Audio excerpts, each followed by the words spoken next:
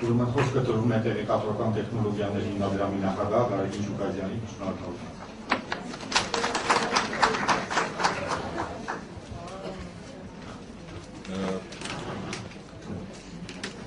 Կներեք, եթե իմ ելույթս լինի մի փոքր զգացմունքային, ես ինչքան էլ փորձեցի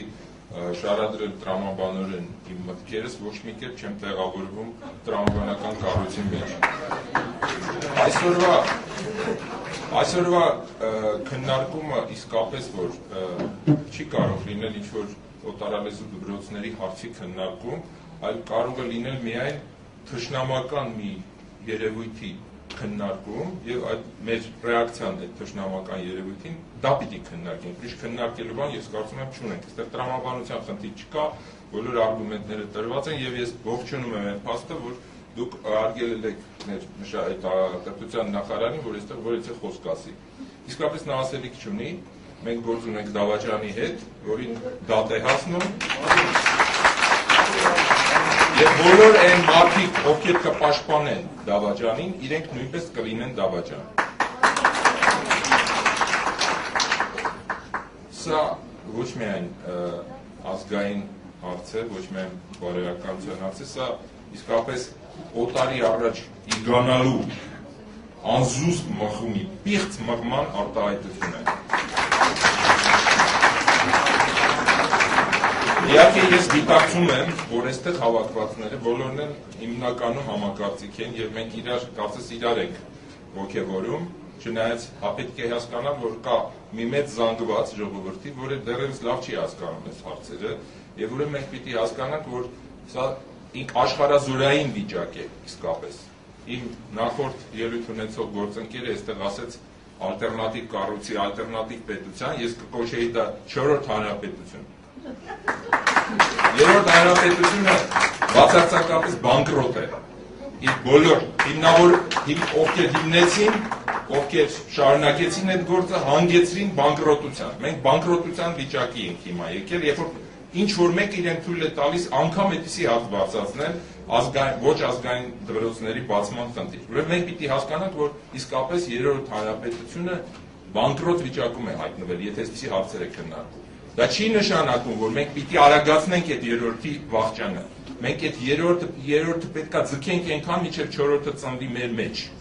Եվ այդ ծնունդը անելու համար պետք է շատ գիտակցված գործողություններ անել։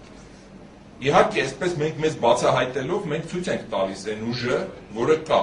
Սա իսկապես ուժ է, եւ ոչ միայն այստեղ հավաքվածները, այլև են հազարավոր մարդիկ, որոնք թե Facebook-ում են, թե մնացած տեղերը քննարկում են եւ այսօր ներկա չեն, դա լուրջ ուժ է, դա այն առողջ ուժն է, որը ցույց է տալիս, որ այս ազգը իմունային ուժեղ համակարգ ունի։ Եվ այն սուր վարակիչ 1-2%-ը, որ ուզում են մտցնել մեր մեջ, չի լինելու։ Մենք մեր մեջից հանելու ենք դուրս գցել։ Սուր վարակիչ հիվանդության դեպքում կարանտին է լինում։ Կարանտին են անում այն մարդկանց, ովքեր փորձում են սուր վարակիչ վարակ տարածել ազգի մեջ։ Ուրեմն հիմա գանք ըստ մասնագիտական հարցերի։ Ուրեմն իսկապես մեր դպրոցը խնդիրներ ունի եւ այդ խնդիրները միայն մեր դպրոցի խնդիրները չեն։ Համաշխարհային ամբողջ աշխարհում դպրոցական կրթությունը ճգնաժամի մեջ է, որովհետեւ նորագույն շրջանում ձևավորված ամբողջ մանկավարժությունը, որը հենված է գրքի վրա, հիմա այսպես ասած ճգնաժամի մեջ է։ Առաջացել է էլեկտրոնային կրթություն, էլեկտրոնային միջավայրեր, էլեկտրոնային տեղեկատվության ահռելի հոսքեր եւ այս բոլորը համաշխարհային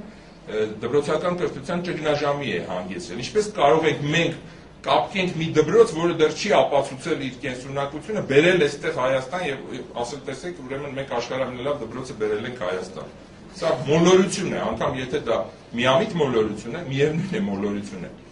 Ուրեմն մենք միշտ համաշխարհային բոլոր անցումների ժամանակ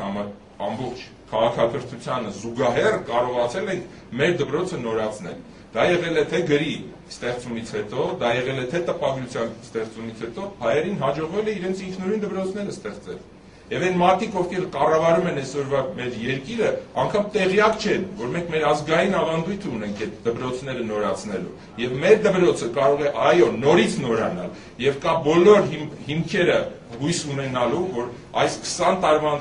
ընթացքում թաքստոցներում մարդիկ այդ բոլորը մշակել են,